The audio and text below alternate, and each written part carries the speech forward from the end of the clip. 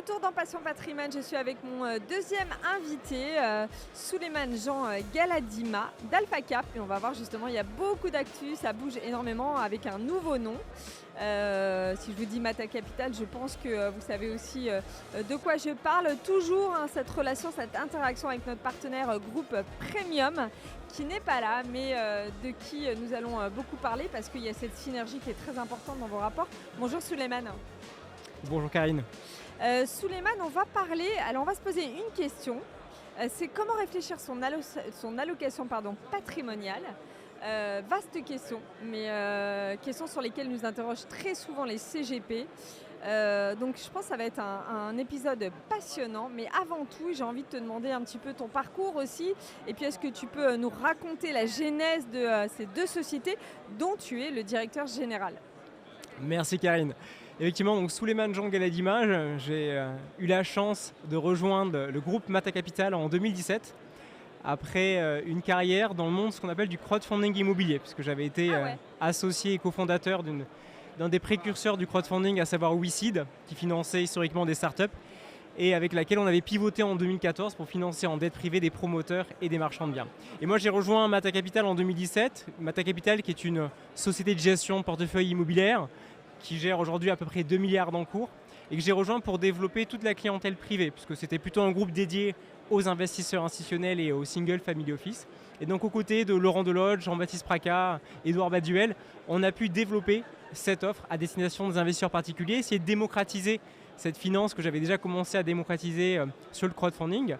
Et nous avons effectivement, au travers de Mata Capital, la chance d'être partenaire du groupe Premium. Et l'aventure a continué, puisqu'au sein du groupe Mata Capital, comme tu l'as cité, Alpha Cap, on a développé en interne une filiale dédiée à la distribution B2C, qui aujourd'hui se mue dans le cadre d'une société qui s'appelle aujourd'hui Sapiens et qui est un multifamily office digital. Alors on va parler de cette création de votre propre outil dans tes actus, mais avant revenons sur ce qui intéressera très fortement les CGP et bien sûr leurs clients investisseurs, B2B ou B2C, c'est comment réfléchir son allocation patrimoniale dans un environnement économique, ça t'a pas échappé quand même mouvement, notamment aussi bien sûr déstabilisé par l'inflation. On se pose la question en fait, c'est quoi le plus important pour conseiller un investisseur?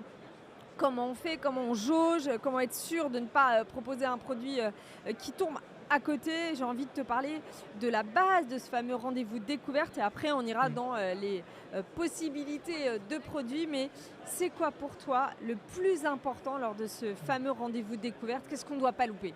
Alors, le plus important, c'est selon moi déjà de bien comprendre les objectifs des investisseurs. J'aime bien faire cette comparaison. C'est comme aller dans un magasin Castorama sans savoir en fait quels travaux réaliser. Et bien finalement, quelqu'un qui fait de la gestion de patrimoine ou de l'investissement sans connaître en fait son objectif de vie, son objectif patrimonial, va forcément passer à côté. Il va passer beaucoup de temps et perdre beaucoup d'argent. Et accessoirement, contrairement à Castorama, il ne pourra pas ramener le matériel acheté. Et donc, l'enjeu du rendez-vous découverte est pour nous essentiel, puisque un investisseur doit arriver en fait à se projeter sur dans quel objectif il va vouloir placer entre guillemets son épargne, sur quelle durée, quel niveau de risque et in fine dans quelle finalité. Et c'est seulement après avoir parfaitement compris cet environnement, et cet environnement il demande des fois du temps parce qu'on rentre en fait dans l'intime de l'investisseur. Souvent au bout de 10 minutes, tout le monde a envie de répondre, bah oui, j'ai envie de valoriser mon capital, gagner un peu d'argent ou avoir des revenus complémentaires. Mais quand on creuse, on comprend que la situation familiale présente des particularités, qu'il y a des questions d'héritage, des questions de prévoyance. Et à partir de là, une fois qu'on a déterminé ces objectifs, on va pouvoir essayer, en ce qui nous concerne, de travailler ce qu'on appelle des poches d'investissement. Parce qu'on va naturellement déjà essayer de rassurer l'investisseur sur ce qu'on appelle une poche de sécurité. Pour un salarié, typiquement, on va lui conseiller 6 mois de salaire pour être plutôt sécurisé, alors qu'un chef d'entreprise ou un indépendant, on va plutôt travailler 12 mois de salaire sur une poche de sécurité. Ouais. Ensuite, on a la logique aussi de la poche projet, parce qu'on sait qu'on peut avoir des projets d'acquisition de résidences secondaires, des projets de mariage, des projets d'enfants et autres. Et donc, on va essayer de trouver une poche qu'on appelle projet moyen terme, qui soit plutôt équilibré en termes de prise de risque et surtout en fait liquide pour pouvoir être débloqué. Et enfin, on viendra travailler, c'est là un peu toute l'expertise du CGP comme Premium ou Sapiens, c'est de pouvoir derrière travailler cette poche long terme sur laquelle, avec une prise de risque naturellement un peu plus forte, on va aller chercher un objectif de performance beaucoup plus important en échange naturellement d'une illiquidité partielle de ces solutions. Un bon rendez-vous découverte, Solomon, c'est quoi? C'est 1h30 minimum? Alors, le rendez-vous découverte, je pars du principe qu'on peut le traiter de différentes manières. On peut le traiter de manière un peu plus traditionnelle, avec effectivement un rendez-vous en présentiel qui prend du temps et qui permet de rencontrer le client, même des fois les membres de sa famille. On peut aussi, et en l'occurrence, c'est comme ça que en l'occurrence Sapiens le traite, on fait beaucoup par téléphone et en visio parce qu'on considère aussi que des investisseurs aux quatre coins de la France peuvent aussi avoir ce besoin d'accéder entre guillemets un peu à cette sphère parisienne qui a cette proximité avec les sociétés de gestion. Et ça peut aussi se faire en parallèle avec ce que l'on aime bien faire, un travail en amont du rendez-vous. C'est-à-dire un peu donner des devoirs à l'investisseur pour qu'il ne vienne pas complètement vierge lors du rendez-vous, qu'il ait commencé un peu à s'interroger, à se poser les bonnes questions pour que ce rendez-vous soit plus efficace. Mais effectivement, il ne peut pas se faire en quelques minutes.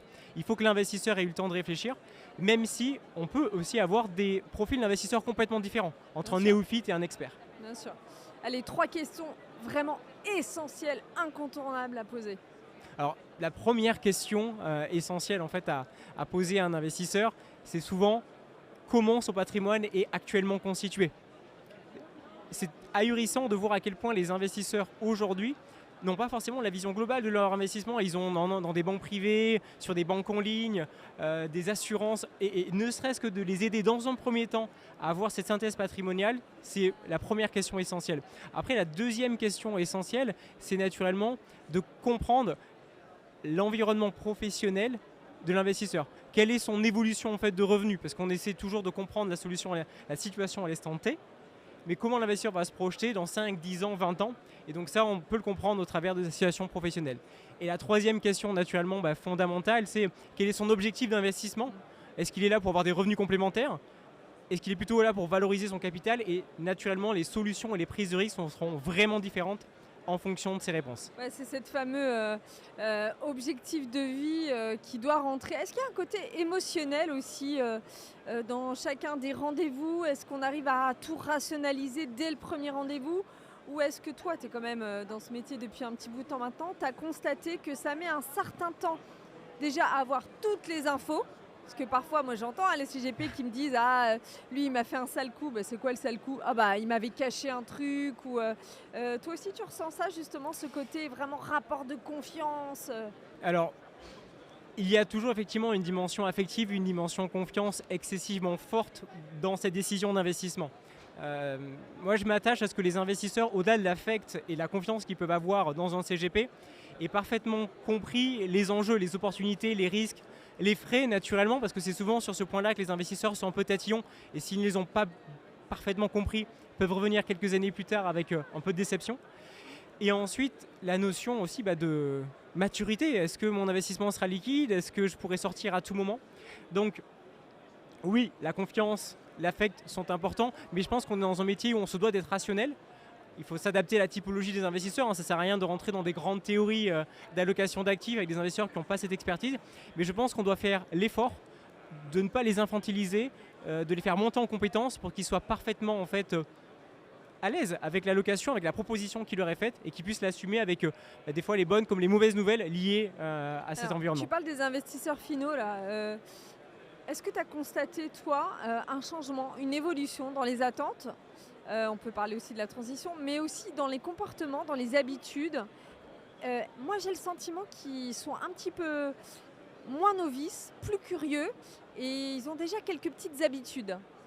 Alors, le simple fait d'avoir aujourd'hui, en quelques clics sur Internet, accès à une myriade d'informations, leur permet naturellement, par rapport à ma génération, quand j'avais 18, il y a 20 ans, moi quand j'avais 18 ans, j'avais pas du tout en fait accès à ce niveau d'information. Aujourd'hui, un investisseur en quelques clics, il a accès à tous les ETF, à tous les fonds de private equity, et donc mécaniquement, ceux qui sont curieux ont clairement un niveau de compréhension qui est beaucoup plus élevé que les générations passées.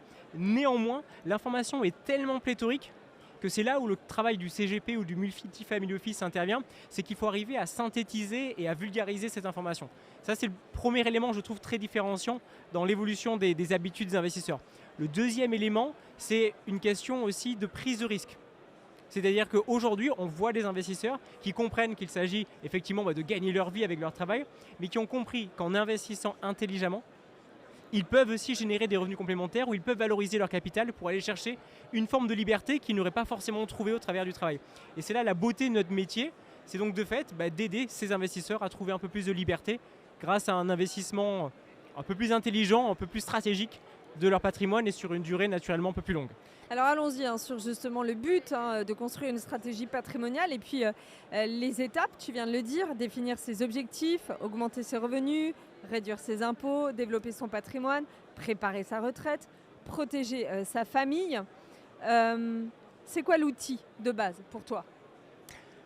Alors, en ce qui concerne les outils, on peut en avoir pléthore. C'est-à-dire qu'on peut rentrer dans des grandes théories, notamment celle de l'université Yale qui a développé effectivement des outils d'allocation extrêmement sophistiqués. Quand on parle effectivement à des investisseurs particuliers, on va plutôt travailler, nous, sur des dimensions beaucoup plus rationnelles. Je t'ai parlé effectivement tout à l'heure des poches projets, notamment en termes de définition de l'allocation. Et ensuite, quand on va rentrer dans l'allocation elle-même, on va travailler effectivement sur des simulations liées à la diversification. Comment on va identifier des actifs qui sont plus ou moins corrélés entre eux.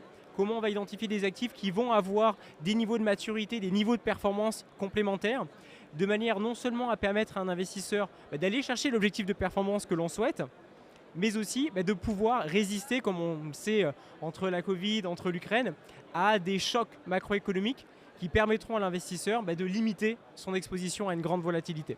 Donc, il existe un certain nombre d'outils. L'enjeu ici, c'est plutôt d'arriver à construire une allocation avec laquelle l'investisseur est à l'aise et qui répond parfaitement à son objectif d'investissement. Mais l'outil, ça rassure aussi, non? Alors l'outil, ça rassure, mais je trouve qu'on a trop souvent tendance à essayer d'utiliser un outil pour se dédouaner. Voilà. Peut-être. Exactement. C'est-à-dire qu'un investisseur verra toujours en effet une projection sur un fichier Excel, sur une allocation qui est toujours très belle, mais on oublie souvent en fait d'expliquer à l'investisseur qu'est-ce qui passe si finalement ce business plan, si cette allocation ne fonctionne pas exactement comme on l'a prévu. Et nous, ce qu'on voit, c'est qu'on voit beaucoup d'investisseurs un peu entrepreneurs qui s'attendent à gérer leur patrimoine comme leur entreprise. Donc oui, on va utiliser des logiques de business plan, c'est-à-dire de planification patrimoniale, qui vont nous permettre de projeter différents scénarios d'investissement selon effectivement les conditions de marché, de manière à ce que l'investisseur, on le souhaite, soit dans le meilleur des scénarios, ou au contraire soit aussi prêt à accepter un scénario un peu plus dégradé, mais pour lequel on aurait fait ce travail de diversification et de réduction de la volatilité. J'entends dans ce que tu dis, Souleymane Jean, que l'outil en fait correspond à la typologie de l'investisseur. Un B2B, un chef d'entreprise aura besoin, j'imagine, de KPI, de reporting pour pouvoir se projeter, puis c'est factuel, alors qu'un retraité peut-être ou un jeune millénium, lui, à la rigueur, il aura peut-être juste besoin d'un business plan. C'est ça aussi votre force, c'est la flexibilité, l'adaptabilité aussi par rapport à votre profil. Exactement, c'est-à-dire qu'il y a toute cette phase amont que l'on peut modéliser au travers de fichiers Excel, au travers d'outils divers et variés, mais qui nécessite derrière une bonne visualisation et un échange avec l'investisseur. Et une fois cette opération réalisée, c'est là que l'aventure commence finalement. C'est-à-dire qu'on a beaucoup d'outils en amont, mais je trouve que, et c'est l'effort notamment de Mata Capital avec le groupe Premium, c'est qu'on a digitalisé toute une partie du suivi de participation. Parce qu'il faut encore accompagner l'investisseur. Mata Capital distribue ce qu'on appelle des solutions value-add dans l'immobilier à forte création de valeur, qui sont plutôt sur des maturités de 6-8 ans. Et il faut que l'investisseur, pendant toute cette durée, ait connaissance des différentes acquisitions, des différentes cessions qui ont été réalisées. Est-ce que la valeur liquidative de son fonds a augmenté, baissé? Est-ce que la distribution? Et donc c'est ces outils que l'on vient mettre au service des CGP, au service des multifamily office, de manière à pouvoir, là encore, accompagner les investisseurs dans la durée et éventuellement réaliser des arbitrages éventuels. Pourquoi avoir rejoint en tant que partenaire, en tout cas écosystème, le groupe Premium? Qu'est-ce que ça vous a amené? C'était quoi la réflexion en amont? Alors la réflexion en amont de Mata Capital, quand on a identifié les partenaires avec lesquels on a travaillé la distribution de solutions d'investissement, a été de trouver déjà des partenaires sur la durée, des partenaires long terme. Et c'est effectivement ce qu'on a ressenti dans les échanges avec Yann Pelard, avec le groupe Premium. C'est effectivement un groupe qui se projette sur le long terme, qui a une vision et qui est capable effectivement d'accompagner ces investisseurs sur une classe d'actifs qui est mécaniquement long terme. Le deuxième aspect, c'est qu'ils ont la chance d'avoir des conseillers en gestion de patrimoine de profils et d'expertise extrêmement différents. C'est-à-dire qu'on va avoir des multifamily office, on va avoir des CGP un peu plus traditionnels sur Paris, en région, et qui nous permettent finalement d'avoir beaucoup plus largement et d'avoir aussi des feedbacks complètement différents au niveau des investisseurs et des CGP. Et après, en dernier lieu, c'est que on reste quand même des financiers et on sait que le groupe Premium est en pleine croissance et que c'était pour nous un pari sur l'avenir de pouvoir, dès le début, les accompagner et avoir la chance d'être référencés sur la distribution de l'offre. Alors on verra aussi le pari sur l'avenir, c'est justement cette nouvelle activité, en quelque sorte avec Sapiens, mais tu vas nous en parler tout à l'heure. Revenons juste quand même pour terminer sur le sujet comment réfléchir son allocation patrimoniale. Rapidement, ton analyse sur le contexte actuel, les demandes, les peurs. Qu'est-ce que tu ressens au niveau du marché ambiant ? Les investisseurs sont déjà de nature assez inquiets, indépendamment même de la situation économique que l'on connaît. Et effectivement, après le choc de la Covid, après le choc de l'Ukraine, après le choc de la hausse des taux, les investisseurs ont besoin en effet d'être rassurés. Donc, face à ça, notre enjeu va consister à structurer une allocation sur laquelle ils vont arriver à être rassurés sur une partie de leur patrimoine, c'est ce que tu disais, la poche de sécurité et la poche de projet moyen terme. C'est quoi le ratio en pourcentage sur mon allocation globale Je mets combien en poche de sécurité ? C'est quoi ? C'est 30, 40, 50% si je suis en profil sécuritaire ? Ça va vraiment dépendre de la situation de l'investisseur et son profil, mais si on veut prendre l'exemple peut-être un peu large de l'investisseur prudent, oui, la poche à la fois de sécurité et la poche de projet moyen terme peut représenter jusqu'à 60-70% en fait du patrimoine financier global. J'ai envie de te dire, ça a toujours été le ratio obligation-action, en fait. Mais à contrario, d'autres investisseurs beaucoup plus dynamiques vont peut-être avoir 60% au contraire de leur allocation, par exemple en private equity. Ouais. C'est le cas de certains clients de multifamily office, ou par exemple la FFO, donc l'association des family office, montrait que les grandes familles françaises avaient au moins entre 20 et 30% d'allocation private equity. Donc les ordres de grandeur peuvent être réellement différents. Mais sur, entre guillemets, l'individu un peu prudent, on va avoir une poche de sécurité et moyen terme assez conséquente, de manière à rassurer l'investisseur sur le fait que sur cette poche, son risque de perte en capital est limité et la liquidité de ces sommes sont effectivement immédiatement disponibles. Et c'est là où après on va commencer à amener un peu de sophistication, un peu de jus de cerveau sur plutôt la poche long terme dynamique, où là on va aller jouer notamment sur une diversification entre d'un côté déjà les marchés financiers, tout ce qui est tracker, fonds indiciels, tout ce qui est fonds obligataires datés qui sont aujourd'hui une opportunité de marché exceptionnelle avec des coupons, des taux d'intérêt assez élevés avec néanmoins des entreprises avec des bonnes notes de crédit et également les produits structurés qui profitent de la volatilité de marché. Et de l'autre côté, on va avoir effectivement ces placements illiquides, non cotés, ce qu'on appelle le private equity, la dette privée. Mais plus risqué. Mais en effet plus risqué. Mais avec le sentiment de participer à la véritable vie économique. Notamment sur les nouvelles générations, je pense que les gens ont envie de se projeter, de comprendre concrètement dans quoi ils investissent. Et le fait de savoir qu'on participe au financement d'une ETI, d'une future licorne ou d'une infrastructure indispensable à la société ou au transport, ou qu'on participe aussi au développement d'un nouveau sujet immobilier ou à la rénovation énergétique de bureaux, c'est effectivement des sujets sur lesquels les investisseurs se reconnaissent et qui, accessoirement, ont des potentiels de performance cible particulièrement intéressants dans la période que l'on connaît avec une inflation assez élevée. Et l'autre prise de conscience majeure des investisseurs, c'est effectivement, tu l'as dit, c'est cette inflation. C'est-à-dire on ne peut plus aujourd'hui se contenter d'un compte courant à 0%, c'est perdre de l'argent sur long terme. Et les investisseurs comprennent qu'ils ont un besoin accru de s'intéresser à ces sujets. C'est là où les CGP, les multifamily office et les acteurs comme Sapiens ou le groupe Premium ont toute leur place. Toute classe d'actifs. Tu fais de l'IMO aussi ? Je fais également de l'IMO, mais sous un angle un peu particulier. Et on considère qu'aujourd'hui, notre valeur ajoutée s'inscrit dans des convictions. C'est-à-dire qu'avoir une offre pléthorique et proposer tout et n'importe quoi, c'est finalement relancer l'investisseur un tout petit peu dans les travers qu'il peut avoir sur Internet. Aujourd'hui, on sait que l'immobilier traverse une crise assez profonde, on a une correction assez majeure des actifs, et donc on les aide à identifier les classes d'actifs et les stratégies qui présentent des opportunités.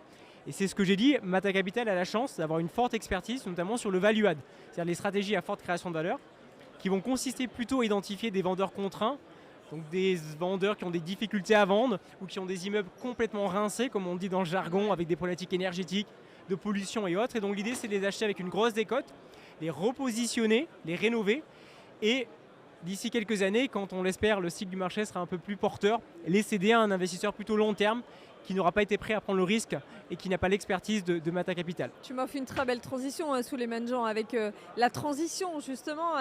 Comment ça se passe cet investissement ISR, RSE de votre côté? Est-ce que vous avez déjà pris le virage depuis longtemps? Est-ce que c'est des thématiques de choix chez vous? Comment ça se passe? Alors, l'ensemble déjà de nos fonds sont ce qu'on appelle dans notre jargon classifiés SFDR article 8, donc ont une prise en compte effectivement des contraintes ESG. Notre dernier fonds à forte création de valeur est également labellisé ISR. Donc on a effectivement cet enjeu, mais à deux titres. Le premier, c'est que historiquement, nos assureurs institutionnels, mutuelles, caisses de retraite, banques, nous ont énormément challengé là-dessus. On a même des entreprises à mission qui sont actionnaires de nos fonds. Et donc très rapidement, on est monté en compétence sur ces sujets. Et le deuxième aspect, et la situation du marché immobilier en témoigne aujourd'hui, c'est que ce sont des éléments clés sur la liquidité des actifs. Aucun gros locataire n'acceptera aujourd'hui de rentrer dans une passoire énergétique parce que le coût de l'énergie va continuer à augmenter. Aucun des collaborateurs n'a envie d'être dans des bureaux complètement effectivement rincés, comme je l'ai évoqué, ou qui sont des passoires énergétiques. Et ensuite à la cession, et c'est ce qu'aujourd'hui dans les CPI on appelle un peu le mur de la dette environnementale, c'est indispensable à anticiper sur les actifs existants pour éviter d'avoir une baisse de la valorisation des actifs. Donc oui, historiquement, Mata Capital l'a pris en considération et on le considère, c'est un élément clé aujourd'hui de la performance financière sur le long terme. Rapidement pour terminer, c'est quoi les actus? Alors à la fois pour Mata Capital et aussi pour Sapiens. Tu m'as dit tout à l'heure, juste avant qu'on débute cette interview, tu m'as parlé de ce changement de nom. Pourquoi? C'est stratégique? C'est compliqué aussi un changement de nom, les gens sont habitués à quelque chose. Alors Mata Capital a cette chance d'avoir voulu intégrer l'ensemble des compétences. C'est une société de gestion de portefeuille qui est intégrée, donc on gère l'acquisition, l'asset management, le fund management, les relations avec nos investisseurs. Et donc aujourd'hui, on gère effectivement 2 milliards d'encours, on a ces stratégies sur le value add, on continue aussi nos stratégies notamment en unité de compte éligible à l'assurance vie. Et comme le marché est en train d'évoluer au niveau des SCPI, c'est encore un peu confidentiel, mais Mata Capital s'intéresse de très près à ce sujet effectivement des SCPI pour constituer un nouveau portefeuille. Compliqué pourtant le marché des SCPI en ce moment. Hein. Oui, mais nous considérons qu'il y aura une prime aux nouveaux entrants en capacité de constituer un nouveau patrimoine sur des bases effectivement de capitalisation beaucoup plus intéressantes et surtout avec cette prise en compte notamment des critères énergétiques beaucoup plus forte et dans une logique un peu pan-européenne.